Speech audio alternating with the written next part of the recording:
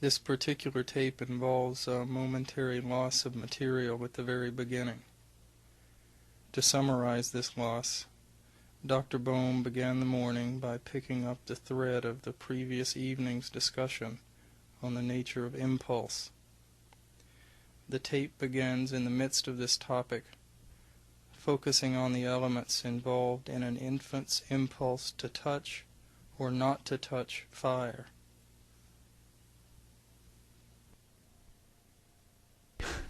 It would be like his name, so that he wouldn't have to think. He would see a bright object. Now, one of these might be a fire he'd never seen before. He'd reach and burn himself. Right? Now, then there would be the memory both of pleasure and pain. Right? The pleasure of bright objects and the pain. Right?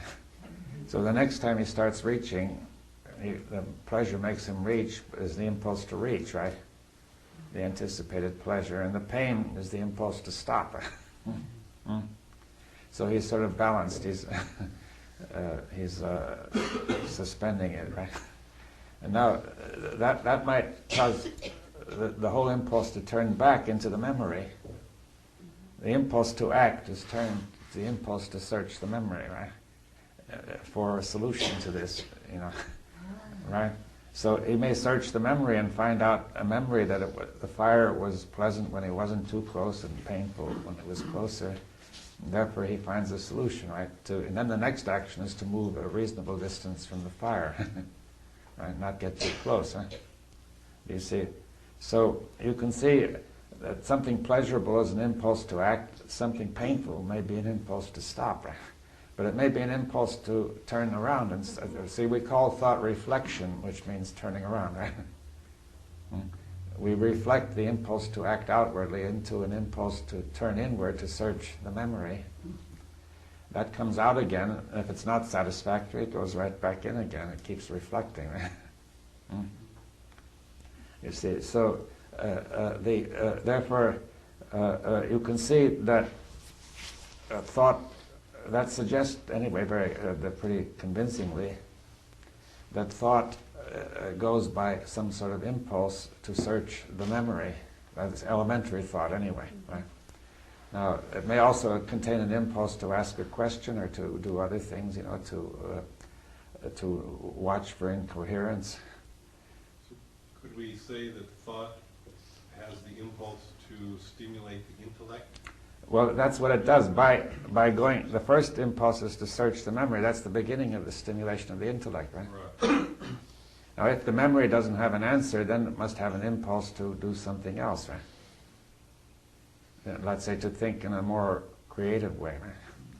Now, what we're doing is we're trying to see this impulse in action, right? Yeah. Now, one of the mistakes or thing like need to be examined is, does thought end in our body?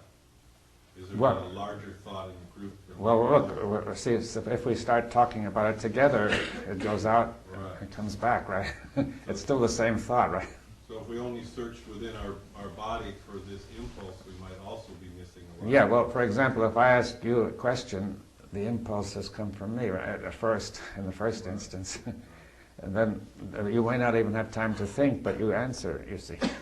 Which means you develop an impulse from what I say, right, the memory responds so fast, you see, you hardly can notice it as an impulse. Huh? So the idea that this impulse might even be something that I'm doing, I mean, I keep thinking, I was trying to particularize it as a little spot, like a button that was being pushed or something, and now I'm seeing it as this, that there isn't, it's this big, huge movement. Yes. Yes, it gives rise to an impulse, and as Eccles showed, for example, you may have an intention to do something, but electrical activity is going on in the brain before you actually know that intention, right? And that gathers from heaven knows where, you see, but part of it may gather from the memory or from what somebody said, or... Well, it reacts from a bunch of different things. Yeah. And you see, so that begins to show that the process, see, this picture that I decide everything that's going to happen is not right. That seems to be the error. Yeah. That I'm looking for that place in me that's deciding. Yes, but it's going on, you see, it's an ongoing process. And So you have all these impulses, and you can begin to watch them. You see, to say, or even bring them up. Say, you see, if you go into anger, for example, and stir up the words that make you angry, the feeling you get in the solar plexus or the chest or wherever it is in effect an impulse to keep on thinking those thoughts, right? Right. So you have that cause becomes effect, and effect becomes cause, right? You can't make a linear chain of cause and effect. So you can't say, let's find the cause and get rid of the effect, right? Because the effect is already also the cause, right? It's, so we need another approach, right? You see that somehow you have to approach cause and effect together, right? It's more like a net, Yes. or a web, in which a vibration, one part of the web vibrates through the whole web. Yes, it all goes together. So cause becomes effect, effect becomes cause. It all gets set up as a constant process, in which they're sort of opposed to each other, or balancing each other or something. And in that constant process, you see, we don't have to go back to the past. You see, I'm saying another mistake you could make is I've got to find the cause in an impulse I had in the past, right? You'll never find that because it's gone. But there's an impulse right now, because this is a continuing process. Cause and effect are together in a continuing process. So the impulse is present, right? Like two symbols, when you clap them together, you can call one cause and one Yeah. effect, but it's the noise that really is Yeah. the thing. Yes, well, there are two sides. One's called cause and the effect, and you can turn them around, right? Is there a way of drawing a picture or defining what an impulse is? I mean, is it a physiological occurrence or is it a mental occurrence? Well, it's a kind of a feeling you get that makes you want to do something, you see. But Now, is that- sometimes you can catch it, right? Right. But it is a feeling then. It's something that's. It's an urge. Another word for it is urge, right? Yeah, so it's more mental than physical in the Yeah, there's the word urge, impulse. The word impulse is the word impel, right? Pushing you. Right? Now, I would like to discuss, we discussed thought and thinking and thought, feeling and felt. Thinkings and thoughts, feelings and felts. I could introduce two words, instead of the word impulse, just for thinking about them, the word impellings and impels. There's an impelling that goes on, from the fresh perception. There are all the impels in your memory which work, right? Right. You see, but it's hard to distinguish them, you see. So you may take an impelled and judge it to be an impelling, right? You say, we even use the word, this is an impelling reason, right? So suppose you have an impelling reason to do something, then it suggests that out of that impelling reason arises an impulse that is impelling you, pushing you, right? You get a feeling of being pushed, of being urged, or even a drive, right? These are different words for this same sort of thing. Would impellings, or the past one, the impelled, be particulars that we, as a memory, but impelling is a broader... Impelling is the present process, right? It's just the process in itself. So what you perceive may impel you to do something, may be an impelling, right? But it may be that it evokes an impelled, right? Mm-hmm. Right. But the conditioning doesn't come in until after the impulse. Well, the impelled may be part of the conditioning. You see, if you're programmed with an impelled, then when something happens, it jumps up and you're pushed, right? You have a compulsive urge. That's the same root. To compel and impel are the same thing, right? But I thought you said that it had nothing to do with the past. What? Well, I'm saying that you don't have to go back to the original impulse to understand this, because it's constantly being recreated, right? What is the original? The what? The what? The original impulse. Well, we don't know. I mean, it's been Oh, going I on see. for ages, It's all the one time, leads right? to another, it's like a stream, right? Yeah. It's just going on, you see. Now, the point is then that this process you can see is self-generated. It goes on by itself, right? But it comes out of our conditioning, And it also adds to it. and it adds to it. Every time it goes into the memory, you add some more, right? So every time there's an impelled, Mm-hmm.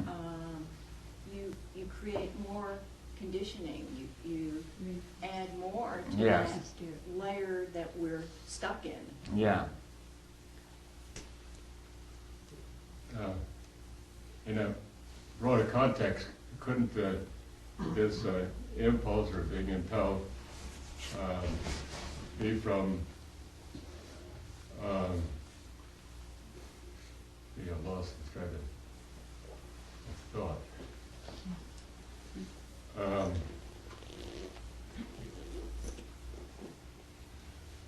Well, like a servo system that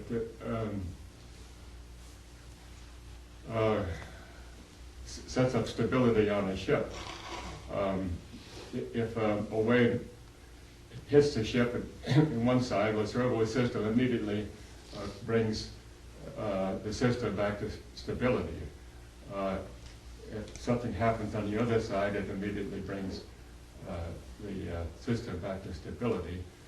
Well, in a sense that manifestation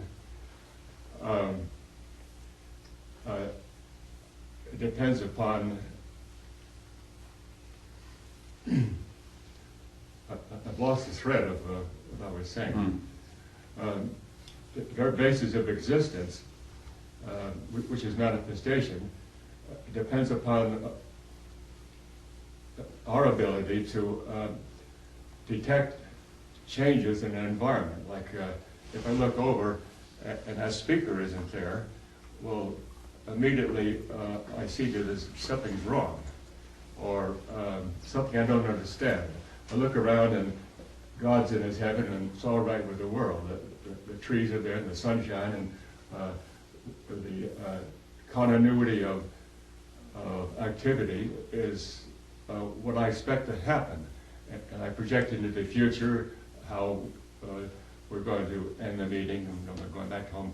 Everything has a continuity. Well, if something happens in this continuity which is not expected, not in the program, so to speak, that brings in a shock.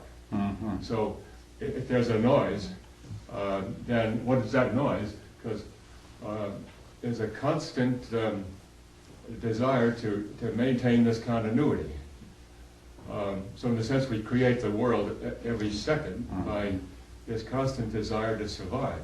I mean, it's a desire to survive as an individual. If I don't create this context, this continuity, then I don't survive. So this, in a sense, I've got to, not I, but yes, I, this entity which is me, has to create me by this constant activity, tremendous expenditure of energy to maintain this image, so to speak. Yeah. So the whole thing is happening a million sensory perceptions a moment, and each one has to be resolved in terms of its survival. Does that make any sense? Well, right. That's something that we can come to discuss. You know, when we discuss the ego or the self. Mm.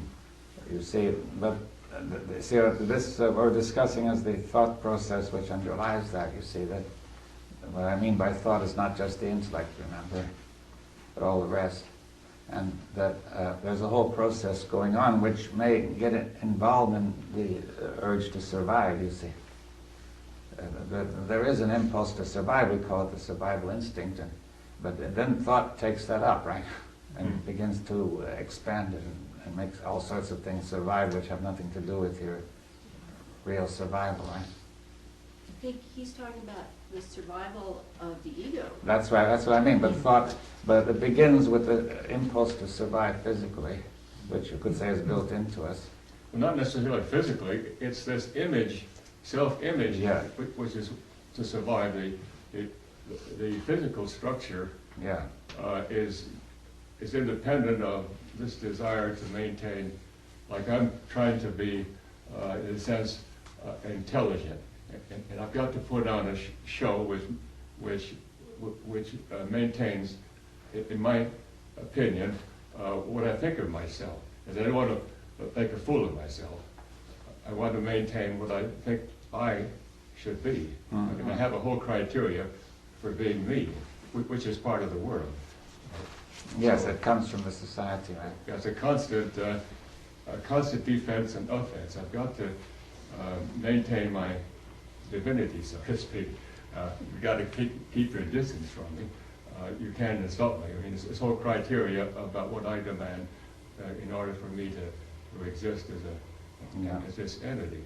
Yeah, well, we have to go into all that. What is this entity, you see, and what does it mean, right?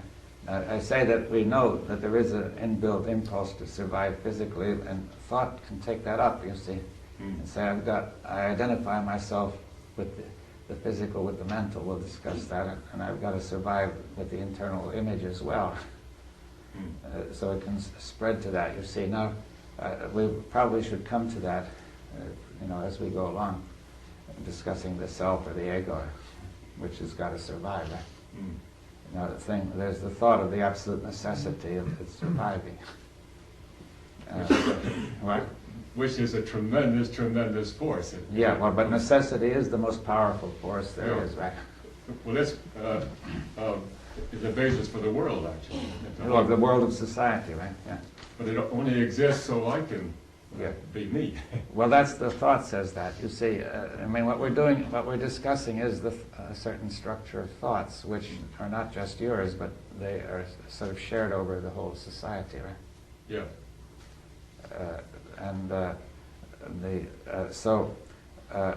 We have all that, but you see, all those thoughts contain impulses or impels, right? Very compulsive impels, right? That is, you have a sense of compulsion to think that way, which is part of the necessity, right? You experience necessity as inner compulsion to go on with this, right? So we have to get into that, but I think we would have to discuss the nature of the self a bit more before we could go very far, right? Maybe we'll get to it a little bit later. But meanwhile, we have to see that there is a process going on which is more fundamental than that self. It's in the whole nature of thought, right? There's something underlying it. See, we try to get the underlying process to begin with, and then thought is part of that. The self is part of that, right? The self in what context? Well, the one you were describing. The self-image. Yeah. The self-image is thought, you see. Yes. And therefore it's part of thought. Now, if we can see how thought works, that lays a foundation for seeing how the self-image works. But if you try to jump into the self-image, you have no foundation. How are we distinguishing between the impulse and impulsion and compulsion? Well, com means together. See, compulsion is somewhat stronger, right? So it's the same sort of thing, but it's stronger, right? But somebody can compel you from outside, which means he is pushing on you to do something, right? But he really is trying to drive you from inside as well. That is, the compulsion is exerted inwardly by getting you to do it, right? So he's trying to take control of your impulse in a way. But you also have compulsive urges of your own, which can take control of the others, right? Or take priority, right? So that is one of the means of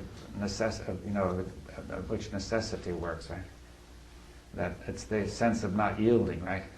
The compulsion. See, a strong impelled or compulsion means don't yield. So which means necessity. When you use the word compulsion, I have a reaction that says, be wary of this. Compulsions come out of our neuroticism. That's true, but thought is neurotic. You see, I'm trying to say the whole structure of human thought is neurotic. That's the problem. If thought were not neurotic, it would be very different. That is, the basic structure of thought has evolved over a long period of time as neurotic, right? It's not the individual who's neurotic, it is thought that is neurotic, right? The individual is infected with the neuroticism of thought, right? One of the neurotic things of thought is that there is an individual. That what? One of the neurotic aspects of thought is the idea that I am an individual. Well, in some sense, but I mean, let's say in some sense you are, in some sense you aren't, in the sense Well, as thought is concerned. the self-image is to identify with individuality. You see, your body is distinct, right? But it isn't that that's causing the problem. No. But nevertheless, there's a confusion, as we'll see, between the self-image and the body. You see, they sort of merge. So it's not quite so simple. This thought we're talking about is a very large thought that I just happen to be a part of. It's not my thought. It's anybody. It's the whole general thought. You see, Right. it's a kind of, it's like viruses circulating around, you see, which may infect anybody. But the idea that I have my own thoughts is a little neurotic. Well, you could say it's your cold, if you like, your flu. You see, or it's Asian flu or somebody's flu, right? But you see, but it's just flu, right? And the thing is that you nourished it, your body nourished it, right? So your mind nourishes all these thoughts. That's, Right. and after you catch them, right? You could say we've caught this neurotic thought, right?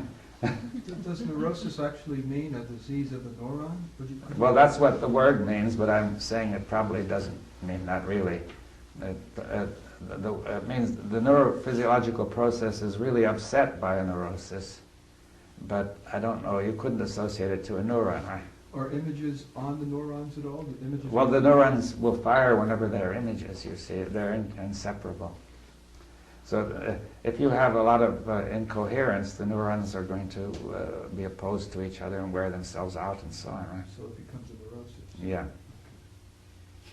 But that could Are you in a sense saying that there is this thing, we have a sense that we, somehow some of these things we invented thought, but in a way you're saying it's like there. Thought invented us. Turn it Right. around. Right, so it's there, it's like we use it because it's there. Yeah. I mean, it's not because we want it or something. Yeah. We don't even use it, it uses us. It uses Right, us. right. We have not learned to use it as an instrument, you see. Now, except in a limited way, right? So, you see, I'm saying, if you watch how impulses, urges, compulses, all that goes, you see that thought produces impulses, and impulses produce thought. They go as cause becomes effect, effect becomes cause, right? There's no linear chain saying, I am the cause of my thought, right? And then one begins to see that as one watches that.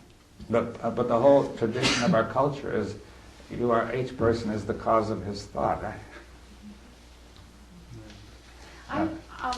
The word impulse and compulsion confuse me. Are we suggesting that impulse in and of itself is destructive? No, you can't live Okay. without it, right? Okay. And compulsion, is that being suggested? Well, that destructive? could be more dangerous, right? Destructive. Yeah, Okay. it usually has some irrational element in it, right? Yeah. So impulse in and of itself may be fine. Yeah. It's what happens without our being sensitive to it or whatever. It gets carried away into the intellect. Is that Yes, well, also thought has a wrong idea of how it works by saying that impulses are me, and I'm the cause of the whole thing, right? I choose my impulses, I choose my thoughts, I choose it all, right? Yeah. Now that is a wrong theory of the whole thing, right? Yeah. Now when thought has a wrong theory about how it works, that makes thought work wrongly. Yeah. Even a good bit of our conditioning is not a problem in itself, it's our not being aware of it. Yes, the conditioning we have to have, you see. Some of it, right? You see, like when you learn to walk or drive a car, there's a great deal of conditioning, the language, right? But there is irrational, incoherent conditioning, right? But you could be conditioned to think that it could be stored away in this situation, there's urgency. Yeah. Maybe not compulsion, which may be true. Oh, yes. Well, for example, you say if a child doesn't know about electric wires, so he has to be taught that it's urgent to avoid them, right? So there has to be an impulse in there to be aware, right? You see, so we need this conditioning and so on, but the question is, it isn't working coherently. If a compulsion has an added aspect to it, it's as if there was a feeling that there was something lacking and I have to do this in order to set things right. And that's sort of just a little bit too much. Yes, it's violent in a way. You see, compulsion has violence in it, right? An undue use of force, right? Yeah.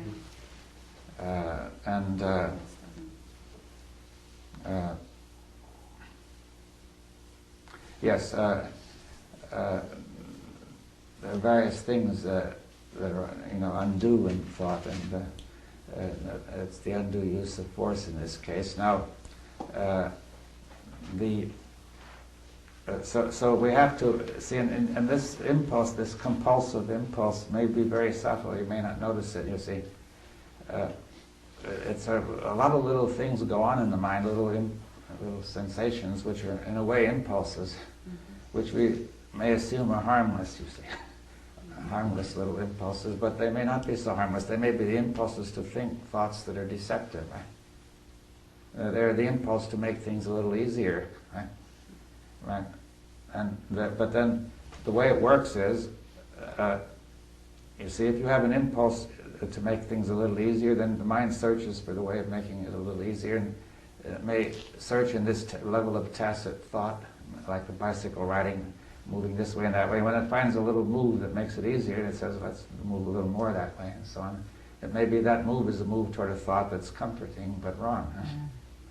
You see. So, you see, there may be some very subtle impulses there which lead to self-deception, right? And that can be very dangerous, right? See, self-deception can be, it turns thought into something very dangerous. So that requires sensitivity, right? So you have these impulses, and see, there's the move. See, at a certain neurophysiological level, instinctively, there's the move toward whatever is pleasurable and away from what is painful. Now, this is common to the animal level, and at the animal level, it works fairly well. Now, but then thought takes that up, right? Now, the difficulty is thought can produce felts of pleasure and pain, right, from the memory. So a certain thought produces a felt of pain, and then comes a demand or an impulse, get rid of it, right? Move to get rid of it. So a movement takes place in this subtle, tacit level, which makes thought work, right? To find the move that decreases the pain. So it moves to a comforting thought, right? So thought creates the problem of pain and then moves to remove the problem. It makes another move to get rid of it, but the two moves don't cancel each other. They add up to self-deception.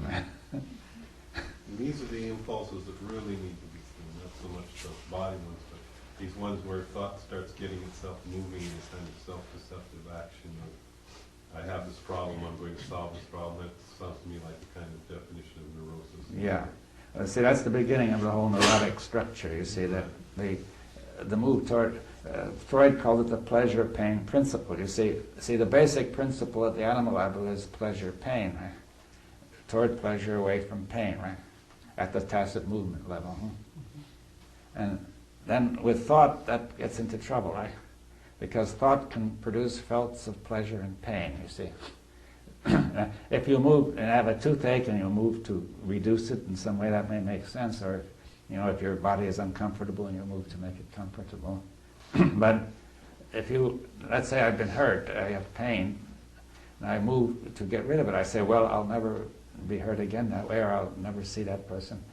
Or, I'll think thoughts about him saying he's wrong, all sorts of thoughts. I'll get even with him. Revenge is sweet. The sweet thought of revenge removes the pain, right? But then it means you're in trouble, because if you start, that leads you on to some very dangerous actions. So if you don't act, you're frustrated. Huh? So now, see, thought introduces the pain of frustration, saying, I ought to be taking revenge and I haven't had a chance. Or else I shouldn't be taking revenge, but I want to. So what you're saying is that we've set up our So you said there's this pleasure-pain, and we're predicating our experience of pleasure on coming up with an image which gives us that sense. That's right. Now that's the beginning of neurosis, you see. Now, Freud mentioned the idea of the reality principle, which is that, you ought to go according to reality rather than pleasure and pain, right? But, you see, the trouble is people can't do it, right? Yeah, in a way you can be forced to do it in the sense that if you have a bad toothache and you've taken codeine, and suddenly you take the codeine and it makes you sick, so you have to stop taking it. You can't. Well, sometimes you do. That's true. Sometimes you are forced into the reality principle, but on the whole, the movement is the tacit movement that's unconscious is move toward the pleasure, right, and away from the pain. Right, to find thoughts that make you feel better, and you see, if people are hurt and they think about revenge, and they don't say, well, what move can you make? You see, revenge would be sweet, but it's dangerous. And you're still hurt, right? So you're still hurting yourself all the time. Now that's the problem, right? There doesn't seem to be much of a reality principle in psychological matters. And yeah, it seems very hard to get into any reality principle. We don't even know what this reality is, right? And we think that the psychological matters are the reality. yeah. So it doesn't seem to help you to talk about a reality principle. Do you think that Maslow's hierarchy of needs has any validity Well, for the human being psychologically? There are needs, but if you cannot be clear on what you're doing, you don't know what you're doing. You see, I say I need revenge. That's what the meaning right now. You That's see. a status need, and Maslow thinks it's intrinsic to human beings. What? To keep pressing for an equilibrium in status. Yeah, I'm not sure it's intrinsic. I think it may be a way of thinking, you see, a way of thought, rather. That I would say I need revenge because I've been hurt. I feel uncomfortable. All right, may need to go someplace else to get what I need. I can't get it here. Well, that may be, but if revenge is what I need, I won't. And I don't know. I've got to get it somewhere, you see. Or else I could go and say, I'll show them, you see. I'll go somewhere else and show them that Or you can kick the dogs. You can kick the dog. None of this makes any sense. You're still hurt. You see, the machine is still there hurting you, right? No, there's a way of alleviating it by some kind of further action. Yes, but then because it's still on the program, it acts again and again. You haven't got rid of the program, so it doesn't get very far. Right. So that at that level, it's all self-deception that's operating? Basically self-deception, because you don't know the source of the trouble. You see, you're treating the symptom and not the cause in this case. So you can come up with a great way that you think is going to alleviate what the Yeah. problem is on a psychological level. Yeah, you see, somebody may... Reinforcing it. Yeah, somebody may say, look, we've been treated very badly. We want to have a war and have revenge. It would be wonderful. We have this war and it creates such destruction. We wish we hadn't had it, right? Well, this thing called need has quite a powerful statement, and I'm not so sure that this need really exists in the first place that we're reacting to when we kick the dog. Yeah, well, that's a notion of necessity. So I wonder if we could introduce two new words. Say needings and neededs. You see that from the past, I'm needing something now, really, such as I'm hungry, or they're all the neededs, you see, which are on my program. I've been hurt in the past, and those neededs are operating, saying I must get some relief. It could be revenge. I could say I'll show them. Maybe they'll apologize. You know, all sorts of ways of relieving it. But the thing is on the program, you see, it's like saying that instead of removing the program, we've got to arrange our whole lives so as to try to relieve what's coming out of that program, you see. Is there a Dr. Bohm dictionary available? Well, the principle is very simple, you see.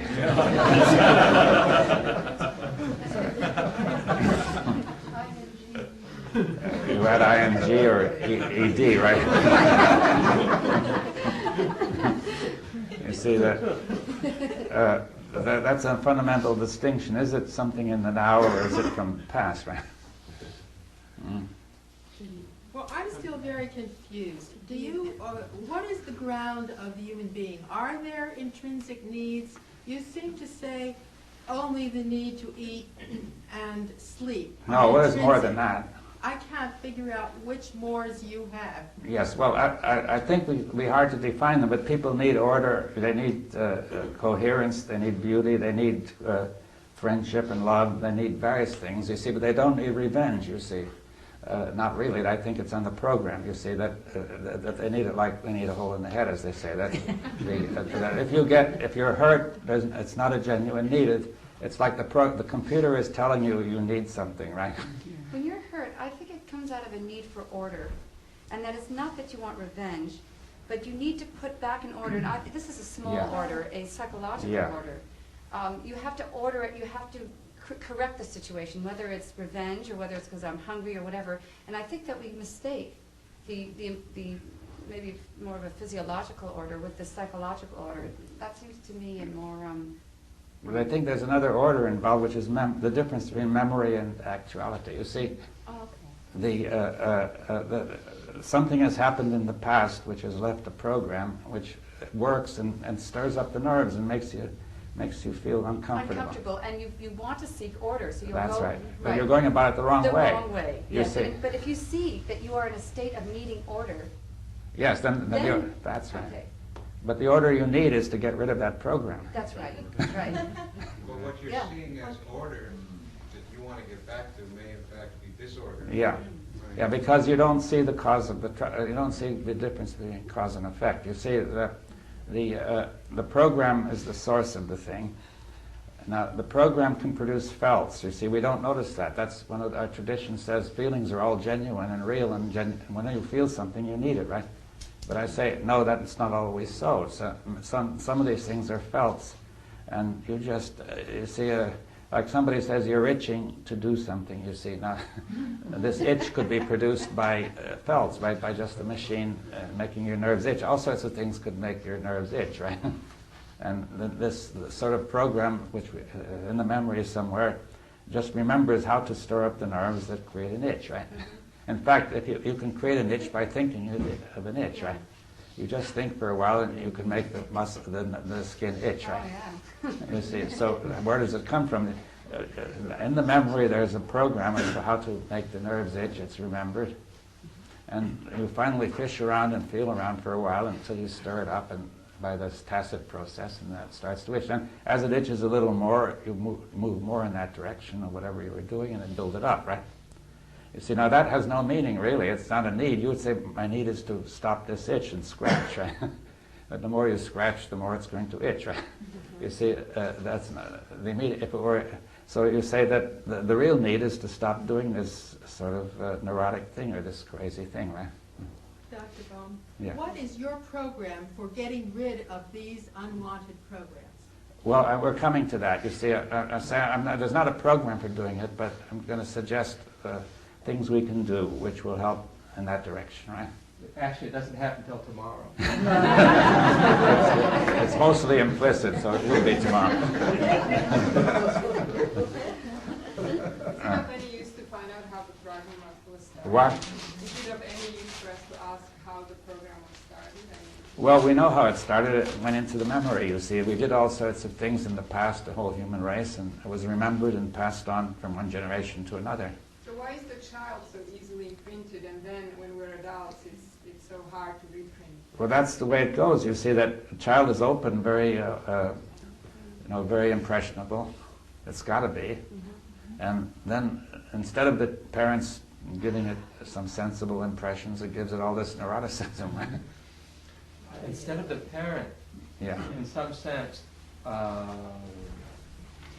fostering that movement of openness, we teach closeness. Yes, we teach all these things I've been talking about, you see. But And we succeed. What?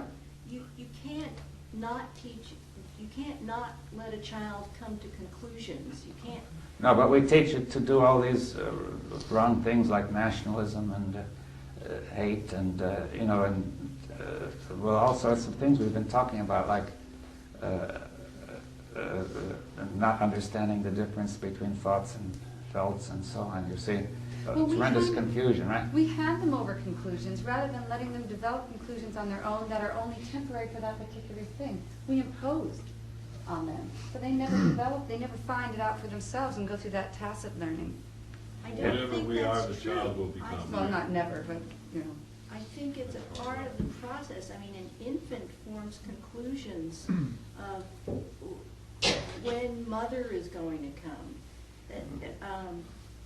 You can't take a child and not see conclusions being formed. Well, some conclusions are formed, and you've got to form some, but some of these are, the conclusions that cause trouble are those about the nature of the thought-felt process, and the meanings of all that. You know, about being hurt and about being angry and about what sort of thoughts you should have and what sort of feelings you should have and so on. I see a vast number of things are all sorts of violence which is going on, which is impressed on the child. So we're saying that some conclusions are good and some conclusions are bad. Well, the conclusions that could be opened up are all right. You see, there are conclusions that are absolute and saying you must never absolutely play with that sort of child, you see, because he's no good, right? He's the wrong group, right? You see. See, what I'm wondering What? is the process deeper than that there is a natural state to form absolute conclusions that's not imposed from the parent. That's probably very weak. I think it's built up. There's some tendency toward violence, or undue use of force, you see, but it can be either the parent can, by example and by teaching, bring it down or bring it up, you see. Some slight tendency one way can become very big if you keep going. Even a simple physical thing like not touching a hot stove, you can show the consequence of touching the stove. But if you instilled an absolute that you should not touch a stove, it would be a catastrophe. Then you've gone too far. Yeah, see, we do overdo. So many people think we overdo the amount of instructions children get. You see, and that, in more primitive tribes, groups, they allow the children much more chance to find out for themselves, and which means there'll be that much less arbitrary conclusions, right?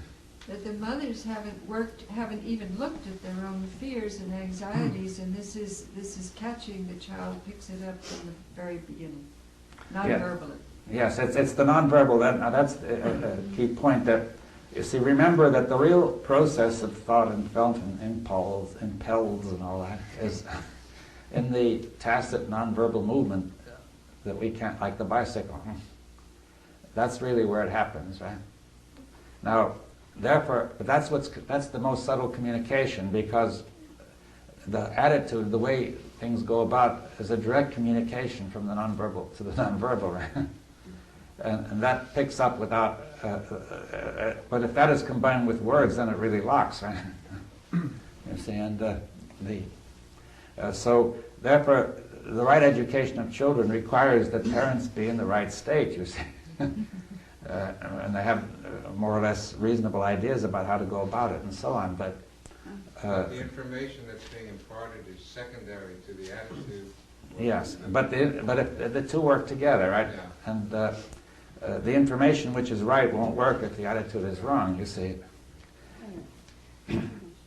Well, while I was driving in New York recently, I saw a bumper sticker, which I think was an attempt of someone to sum it up by saying, "Stupid people shouldn't read." Stupid, hopefully in the sense of stupor. But you see, all the impulses and so on, you see, impulses are, we were just saying, are communicated from the surroundings. The child gets impulses from everybody, right? And builds them up, you see. Now, so the thing is that it's all going on in this tacit level, and let's see how we can put it, that this tacit level is constantly moving. We built it up. It's conditioned to move to something more comfortable, more pleasant, and so on. And it creates discomfort and then moves towards something more comfortable. That's the way.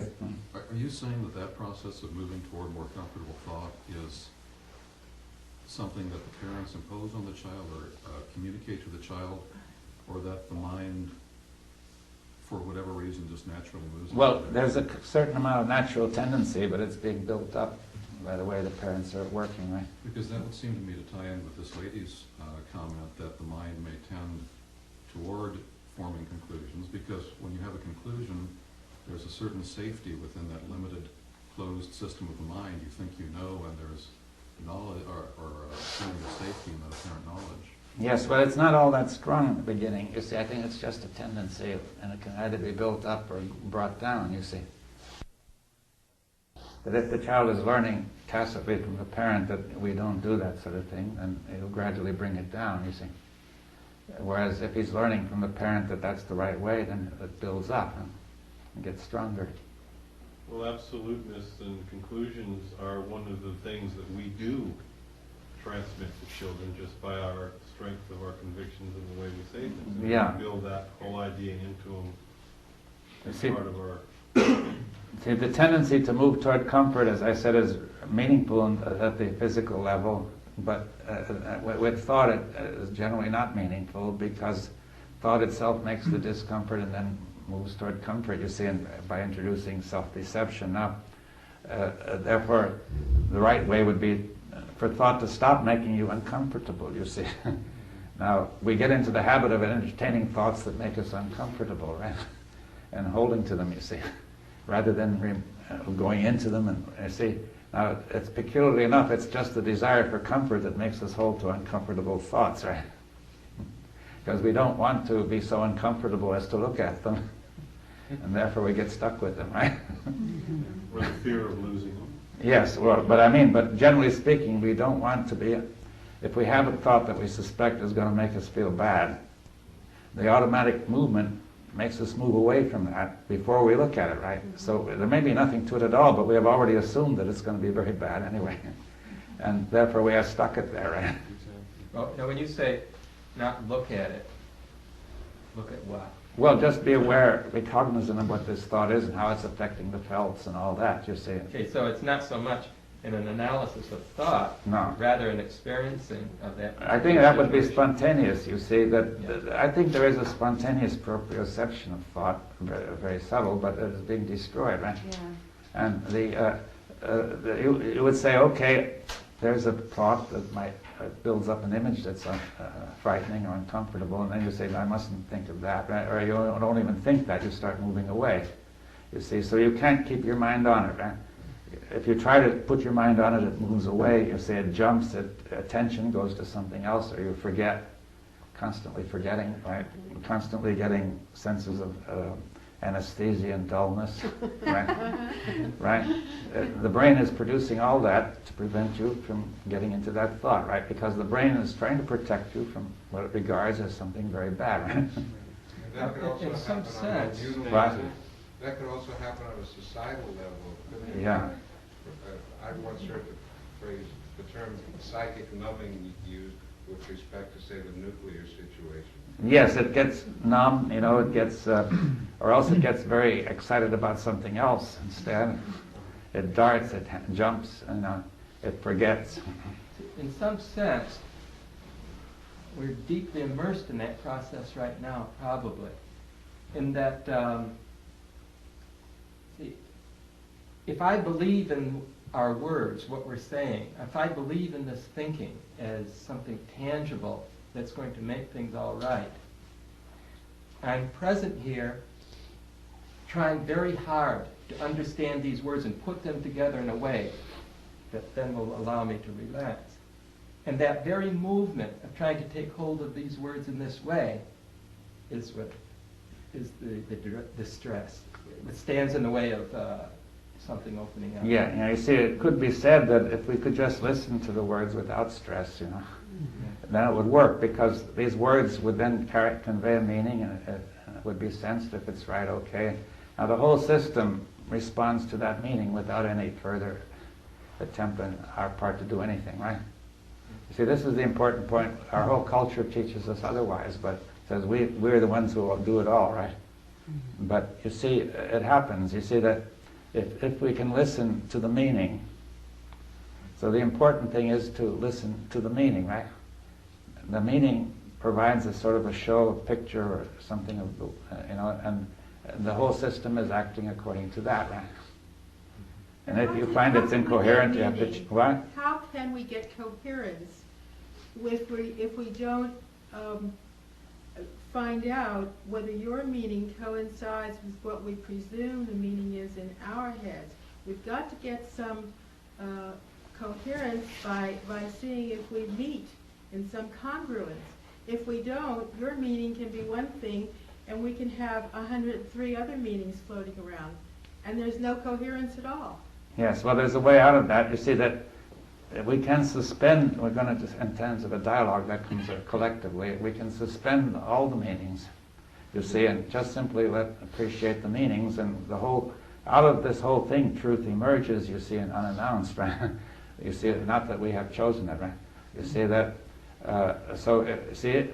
the difficulty is if I already have some meanings which are closed conclusions, then it rejects the meanings that don't agree, and I don't really listen to them.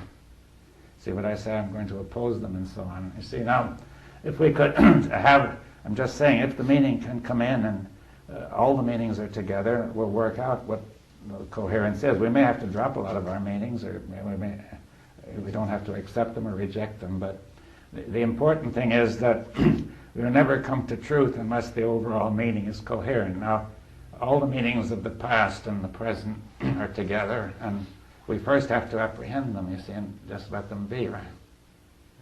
Now, we'll discuss what truth means later, but see, the first point is that if we allow these meanings, and there is a whole process which moving tacitly, which we don't control. And this will bring about order. You see, now, we don't trust this. You see, we believe that we have got to control it, right? Now, it's very firmly implanted in us. You see, parents have done it, everybody has done it, right? So, I'm just saying this now for you to consider. Don't accept it or reject it. What you're really saying is that we're looking for the coherence in the wrong place. Yeah. We're looking for the coherence in a chain of words, and it's sort of meaningless. It's hard to understand, but the coherence is not going to be in a sequence of words. The words are merely conveying a meaning, you see, and now they. See, perhaps we could say that this tacit process, which we don't trust and hardly know about, does actually do the whole thing, right? But we have a picture in which we say it's being done in another way, right? Is it that we tend to think linearly, and which would involve time? That if you, this is just like riding a bicycle is not a linear process. We tend to think that way. No, but it's not linear even as cause and effect, because it's cause becomes effect and effect becomes cause, and you can't keep track of that chain, right? And there is a process going on which is able to handle this, but we don't believe it, right? See, when you suggest that we find this in this tacit meaning, it's like you've stood me on the edge of a cliff, and you've taken away what I've always used to find meaning, and it's a very threatening suggestion. Well, yes. The other day when you were talking about meaning, you had several words, one of which was significance. Yes. Significance, and you pointed out, means like a sign pointing towards something. It seems that very often when we use the word meaning, we're talking about something extrinsic to the thing itself. You've been told the meaning of money is this, the meaning of a title and a position and a good job is that you're a good person and so forth. The meaning is something which is in effect a conclusion which thought is attached to a situation, an event, whatever. And perhaps in that sense what the lady was asking about, having your meaning, her meaning, our meanings coincide, is asking for various conclusions and thought to coincide, which are all extrinsic to the thing itself. Perhaps that's not at all what you're getting at when you're really looking at what meaning is. Yeah, if you identify this meaning as mine, that meaning as yours, and so on, that's already a level of abstract thought, right? Right, it's conclusions and values which are attached to whatever has happened or is happening based on the felts and the particular brain's responding to it. You see, all the meanings are there together. The minute anybody says something, it's your thought, your meaning. It's added to all the other meanings. Even if you say it's mine, it's still yours, you see. The same as if you get my flu bugs, they're yours, right? Really, once you got them. They're not mine anymore at all, right? You see, so you could say these flu bugs you got are not compatible with some other things you've got in there. And it has to be all worked out inside by the immune system, right? So are we discussing the difference between symbolic meanings and the chance that there may be, or there already is, or we wouldn't be able to communicate and even be in this room together, that we hold a tremendous amount of what you might call tacit meanings, which even those arise from an even deeper meaning that we may not know. Yeah, the meaning is basically tacit, and what we can say explicitly is only a very small part of it, you see. Most of those are symbolic. Yeah, the words are symbols standing in for something, right? Which gets back to your saying significance as a sign, it's representing or pointing towards something. Yeah. Well, I'm still confused in this dialogue. Are you saying that if we listen to your words, there's some automatic way that your words will be accepted in No, our not just lives? my words. You see, listen to anybody. See, when we come to the idea of dialogue, which we'll come to, everybody's words are on the same base. We have to listen to them all and see what they mean, right? Well, now you just said see what they mean, but earlier you said you don't have to see what they mean. Well, what I meant. I don't understand how one learns without seeing what something means. Yes, but you don't actually do anything to see what it means. You don't? Not any conscious willed action. You see, seeing what it means is a natural action. Only if you have some background. A child of 4 could not begin to see what it means because it doesn't have enough background to make any coherence out of it. Yes, well, you have the background. We have the common language, you see. We know the meaning of the language, and from there on, we can see the meaning. Now, if we lack background, we can discuss and find out where we lack it, right? But see, the first thing is to see, let the process work to see what it means. And if you find it's puzzling, you can ask a question and so on, you see, to build it, to go further, right? Seeing what the point I wanted to make is seeing what it means is not an action done by an entity called me, right? But it's the natural process of the whole system. Well, without background, the system's not going to get But the system contains background. You see, that's part of the system. But you call it a system, and you don't want to use the word self. But there certainly is a built-up background of identity. I don't care what you call it. Well, we'll discuss that, what it means later, you see. But the background contains some information that you need to understand, right? We'll assume that most of that is there. We understand the language and a great many things in common. If some of it is missing, we have to communicate about it, right? Is the background the conditioning, which is not necessarily bad? Yeah, the conditioning is all sorts of things. Much of it is necessary, and some of it may cause confusion and so on. So, let me ask you a question. It seems like instead of, what is it that you think is missing or you would like to present to the group? It seems like instead of, I would like to hear what you have to say about this meaning thing, or are you just, because I don't get what you're trying to say when you ask what he means. From what I have in my background learned about learning, it's almost impossible to hear words and put meaning to them that you can store for further use without having all kinds of things happening in the brain, connections, and You mean it's almost impossible not to do? No, it's impossible to do it without some background. If you start with the baby can't do it. But it has a little background that gets it started on. Right, and we keep building up. Now, if I can't, sometimes, as Dr. Bohm said, there's injury to the brain, and memory does not take place, therefore meaning does not come in. But the baby does do it by virtue of the fact that it has the capacity to learn. Little by little. No. I don't understand what Capacity you're to still learn. trying to say. The capacity to learn is inherent there. It doesn't have to learn how to learn. I was trying to understand Dr. Bohm's specific words about you can just listen and get the meaning. Yes, as far as naturally, if you don't know the language, you won't get it, right? There are some other things you've got to know to get it, right? We share. We share most of that in common. I don't think that we lack a common basis for talking about these things. You see, I think we have a good enough basis. If you sat down if I sat down with a Kalahari Bushman and watched the sunset, without words, there's a shared meaning. Yes. Without knowing the language, there's a shared meaning. I recall the exchange in the Campbell-Moyers dialogues where it came up about the search for the meaning of life. And this idea of the search. And Campbell suggested that it was an illusory search, the search for the meaning of life, that the meaning was in the living of life. Yes. And that's a process as I envision it or feel it, that's beyond thinking or thought.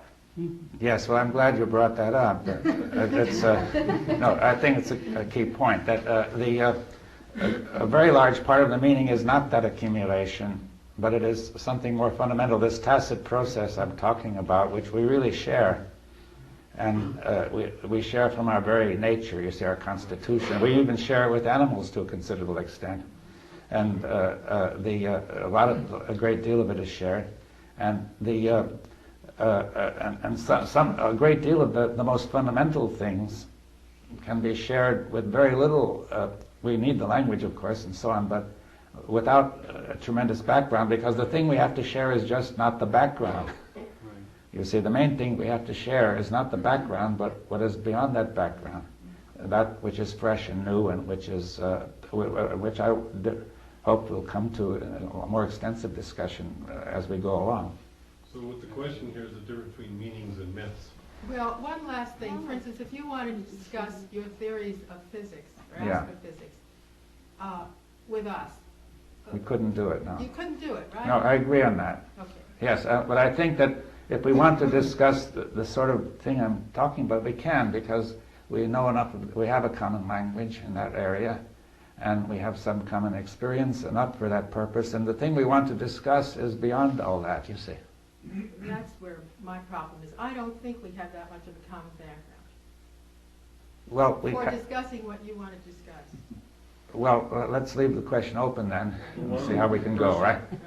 Why don't we be personal then, and bring it back to the individual and say, I don't have enough background to discuss this. Well, any person may say that for himself or herself, and that's all right. You see, I think maybe in the next hour we should discuss the question of dialogue, because we've sort of come to that now, you see, in a natural way. Just one more point before we, going back to the impulse. Yeah. You would discuss the ones that arouse pain. Yeah. How about the impulse to pleasure? That seems to me a different type of... Well, that can be equally difficult, because the memory of pleasure is the desire to have it again, and since it often can't be repeated in that way, then there will be something painful felt of not getting that pleasure, and it starts the whole thing going again, right? David, is there something going on here where we share something and that is fundamental, and we don't have to generate some observer to see if it's okay? Yes, that's what I'm suggesting. And in the afternoon I will discuss the whole question of the observer and the observed, and so on, you see, which is part of the whole question, right? But I think we should go to the question of, it seems reasonable at this point to go to the question of dialogue, because that's part of the whole process of how we could share meaning,